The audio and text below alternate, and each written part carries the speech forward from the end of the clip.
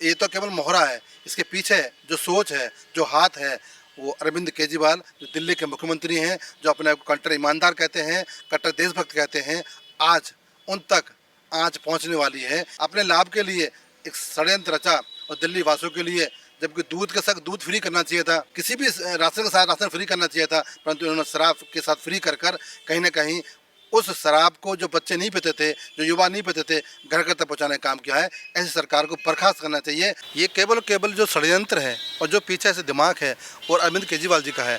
और दिल्ली के इतिहास में एक ऐसा मुख्यमंत्री का नाम लिख गया है जो कि महा झूठा है और झूठे इल्ज़ाम लगाता है और कहीं ना कहीं भारत सरकार को बदनाम करता है, जबकि सारे मंत्री लिप्त हैं और भ्रष्टाचार का इतना बड़ा अब खुलासा होने वाला है। नमस्कार, आपका स्वागत है हमारे चैनल पर। मैं हूं आपके साथ अर्जुन खजूरिया। इस वक्त की बड़ी ब्रेकिंग, दिल्ली शराब घोटाले को लेकर के पहली बार सप्लीमेंट्री चार्जशीट में आया है मनीष सिसोदिया का नाम। लगातार अगर बात की है तो यहां पर आम आदमी पार्टी इस बात की कवायद करती रहती थी कि मनीष सिसोदिया का नाम क्यों नहीं है, उनका नाम क्यों नहीं आया है चार्जशीट में।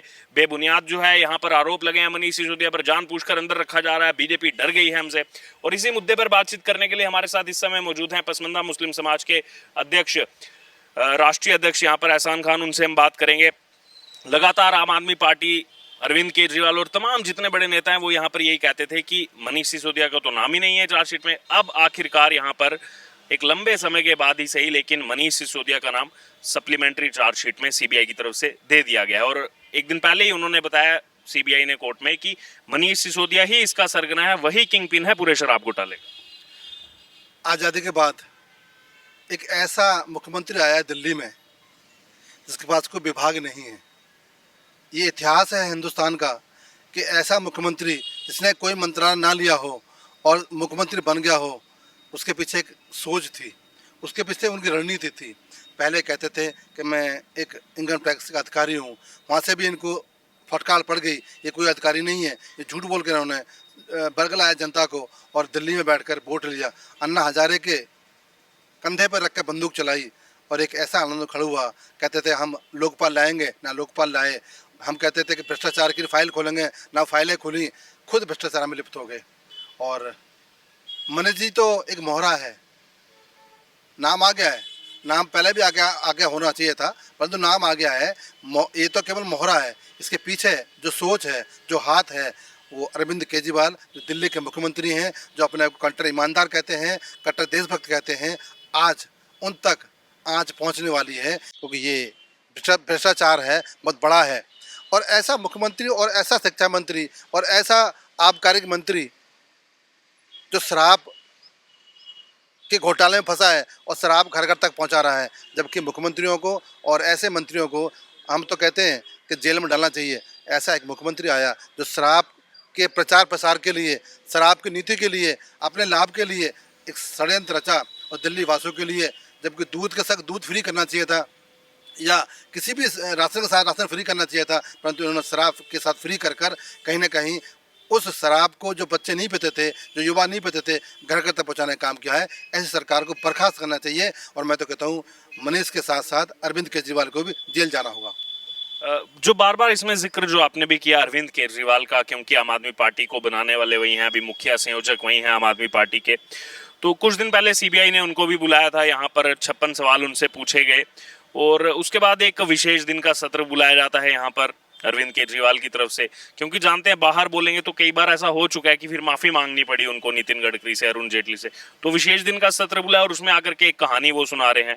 तो यहाँ पर उनका भी कनेक्शन खुल करके सीधे तौर पर सामने आ रहा है कि बिना अरविंद केजरीवाल के मनीष सिसोदिया कैसा इतना बड़ा कर लेंगे। आपकी क्या प्रतिक्रिया है इस पर? ये केवल जो षड्यंत्र है और जो पीछे से दिमाग है और अरविंद केजरीवाल जी का है।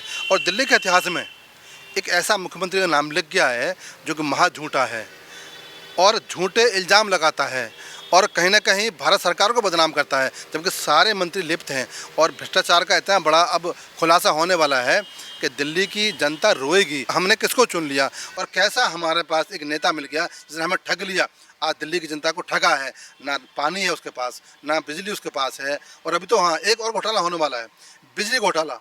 इन्होंने जो फ्री के चक्कर में है, एक उन कंपनियों को सब्सिडी के माध्यम से इतना बड़ा घोटाला खुलने वाला है, जो कि अब देश जानेगा कि अरविंद केजरीवाल शराब घोटाले में फंस गए, बिजली घोटाले में फंस गए और कहीं ना कहीं इस देश की और दिल्ली की जनता को गुमराह किया है। गरीब जनता को गुमराह किया है, उसको वोट लिया है। अब दिल्ली की जनता जान गई है, आने वाले समय में इनको आईना दिखाया जाएगा। जैसे कांग्रेस मुक्त भारत हुआ था, अब ऐसे ही आम आदमी पार्टी भारत होने वाला है। पंजाब से भी जाएगी, दिल्ली से भी जाएगी, इनका कहीं भी नामो निशान नहीं रहेगा, क्योंकि ये झूठे मक्कार फरेबी लोग हैं। ये केवल छल करना जानते हैं, कार्य करना नहीं जानते। दिल्ली में एक बार मुझे एक काम बता दो, या पानी के माध्यम से हुआ, या रोड के माध्यम से हुआ, या शिक्षा के माध्यम से हुआ।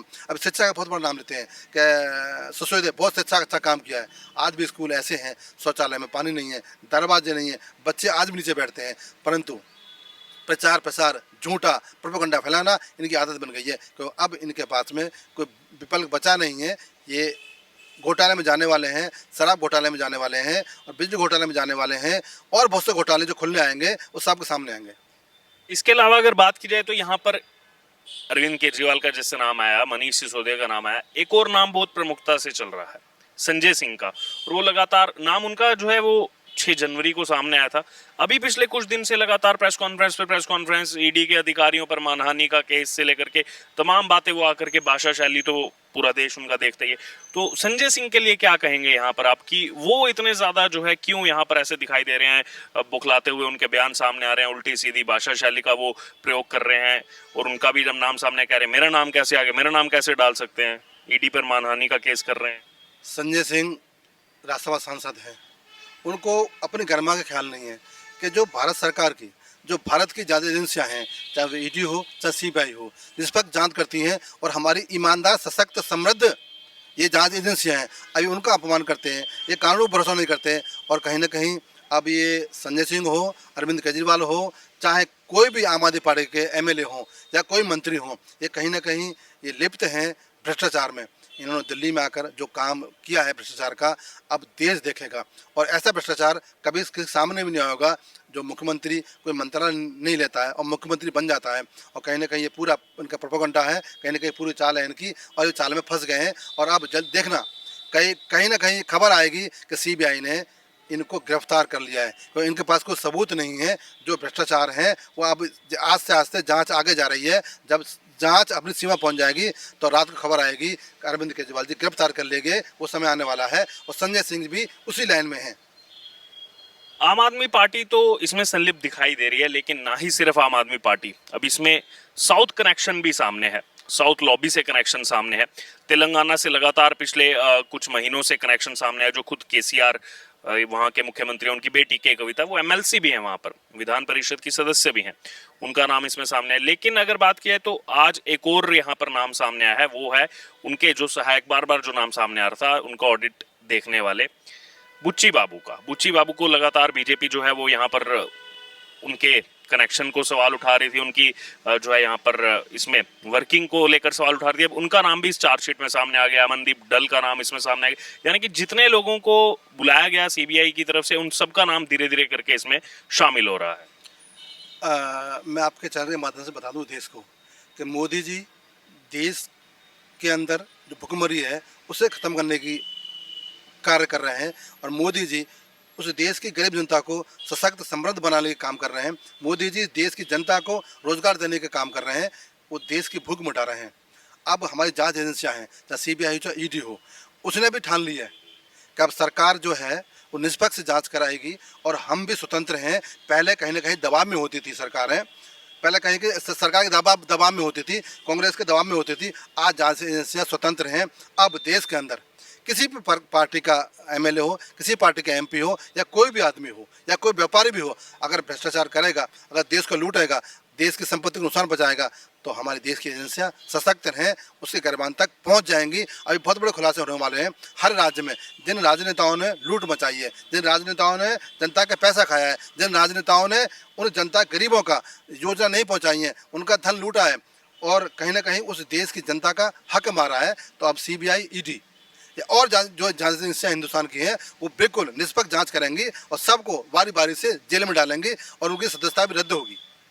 एक आखिरी छोटा सा कमेंट लेना चाहूंगा। यहाँ पर बार बार आम आदमी पार्टी कैंपेन शुरू कर रही है, क्योंकि आप मूल निवासी उत्तर प्रदेश के हैं। उत्तर प्रदेश में इस समय निकाय चुनाव जो है वो अपनी चरम सीमा पर है।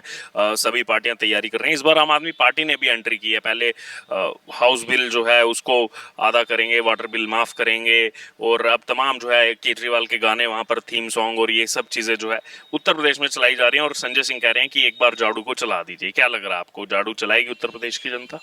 उत्तर प्रदेश ऐसा मुखिया बैठा है जो मेरी उम्र में, मैं 52 साल का हो गया हूँ, ऐसा कभी नहीं आया।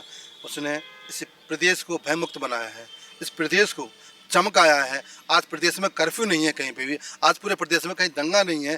पहले सरकारों में दंगे होते थे और डांस देखते थे, पहले सरकारों में कर्फ्यू लगते थे जगह जगह, हमें नहीं बताता कि हमारे गांव का आदमी शहर में कब फंस जाए। आज उत्तर प्रदेश देश में उत्तम प्रदेश बनकर उभरा है और दुनिया में इसका नाम संस्कृति के माध्यम से, संस्कार के माध्यम से, और उत्तर प्रदेश की जनता ने जो चुना है योगी जी को, उन्होंने पूरा अपना राजधर्म निभाया है। घर घर तक योजना पहुंच रही है, चाहे किसान हो, चाहे गरीब जनता हो, चाहे एक अंत्योदय जो पिछली पायदान में खड़ा हो, वहाँ तक योजना पहुंच रही है। अब भूल जाएं सपा, बसपा, कांग्रेस, आम आदमी पार्टी, कोई वजूद नहीं है उत्तर प्रदेश में। केवल उत्तर प्रदेश में योगी जी आएंगे और योगी जी से हिंदू, मुस्लिम, सिख, ईसाई सब प्यार करते हैं। अभी कल सहारनपुर में रैली हुई थी तो मुस्लिम समाज के लोग कहते थे Yogi ji I love you. ये वर्ड जब सुनते हैं तो हमें बड़ा आनंद आता है कि ऐसे मुख्यमंत्री के लिए एक समुदाय ने जो डराते थे, धमकाते थे उसको, आज वही समाज उसको आई लव यू कहता है। आज वही समाज शोभा यात्रा पर फूल बरसाता है। आज वही समाज नवरात्रों में बच्चों को, कन्याओं को फल खिलाता है, फल बांटता है। ये देश में उत्तर प्रदेश अब बदल गया है। उत्तर प्रदेश अमन चैन का एक ऐसा उदाहरण बनेगा जो देश दुनिया देखेगी। अब उत्तर प्रदेश में कोई भी पार्टी नहीं चल पाएगी, केवल योगी राज रहेगा। और 24 में उत्तर प्रदेश का जनमानस 80 से 80 सीट देगा और निकाय चुनाव में 100% जीत होगी योगी जी की। तो आपने सुना, ये थे हमारे साथ पसमंदा मुस्लिम समाज के राष्ट्रीय अध्यक्ष एहसान खान, और इन्होंने अपना विषय रखा। अभी जो बड़ी ब्रेकिंग सामने आई मनीष सिसोदिया को लेकर, सप्लीमेंट्री चार्जशीट में पहली बार मनीष सिसोदिया का नाम जो है वो सामने है। और ना ही सिर्फ मनीष सिसोदिया, बल्कि मनीष सिसोदिया के साथ और भी इसमें नाम शामिल हैं, चाहे वो बुच्ची बाबू हों, चाहे वो अमनदीप सिंह डल हों, या फिर अर्जुन पांडे हो, उनका नाम भी इसमें शामिल है। और धीरे धीरे जैसे जैसे जांच आगे बढ़ेगी तो इस शराब घोटाले में और भी बड़े नाम जो है वो यहाँ पर देखने को मिल सकते हैं।